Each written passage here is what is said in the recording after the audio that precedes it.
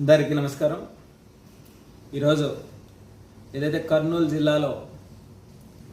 GST 2.0 కార్యక్రమానికి మన దేశ ప్రధాని నరేంద్ర మోదీ గారు రావడం, కోట్ల రూపాయల నిధులతో అనేక అభివృద్ధి పనులకి ప్రారంభం కావడం, ఆ మల్లికార్జున స్వామి ఆశీస్సులతో ఈ రాష్ట్రం అభివృద్ధి వైపు నడిపించడం కోసం త్రిమూర్తుల్లాంటి కేంద్రంలో నరేంద్ర మోదీ గారి నాయకత్వం, రాష్ట్రంలో మన రాష్ట్ర ముఖ్యమంత్రి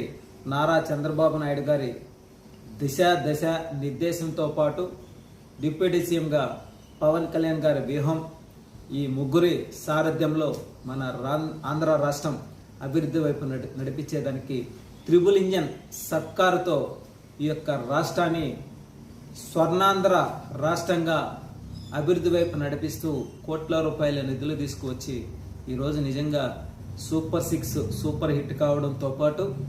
సూపర్ GST 2.0 పేద బడుగు బలహీన వర్గాలకి ఒక మంచి భరోసా ఇచ్చే విధంగా, వారి జీవితాలలో వెలుగులు నింపే విధంగా ఈ యొక్క GSTని తీసుకురావడం, పేద మధ్య తరగతి కుటుంబాలన్నీ కూడా ఆర్థికంగా అభివృద్ధి వైపు నడిపించడానికి ఈ యొక్క కేంద్రం నరేంద్ర మోదీ గారు తీసుకొచ్చినటువంటి GST 2.0 ఎంతో వాళ్ళకి పొదుపుని అందించే విధంగా, వాళ్ళ కుటుంబాల అభివృద్ధి వైపు నడిపించే విధంగా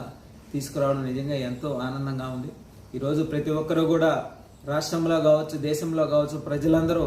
ఎంతో ఆనందాన్ని వ్యక్తం చేస్తూ ఉన్నారు. పేద ప్రజల గుండెలలో వాళ్ళకి ఇది ఒక ఆదర్శవంతమైనది అనుకోవాలి. ఎందుకనంటే ఈరోజు 7% నుంచి 10% వరకు కూడా మిగులు ఆ కుటుంబాలకి ఒక పొదుపు, ఆ కుటుంబాలు అభివృద్ధి వైపు నడిపించేదానికి అదొక మెట్టులాగా భావిస్తూ ఈరోజు ఏదైతే కర్నూలు జిల్లాలో ప్రారంభించినటువంటి GST 2.0 ఎంతో విజయవంతంగా కొనసాగడం, అదేవిధంగా మా అధినేత పవన్ కళ్యాణ్ గారు ఇదే కూటమి ప్రభుత్వం త్రిబుల్ ఇంజన్తో ఇంకొక 15 సంవత్సరాల పాటు కూడా పరిపాలన కొనసాగిస్తే రాష్ట్రం ఆర్థికంగా అభివృద్ధి వైపు నడుస్తూ బంగారం లాంటి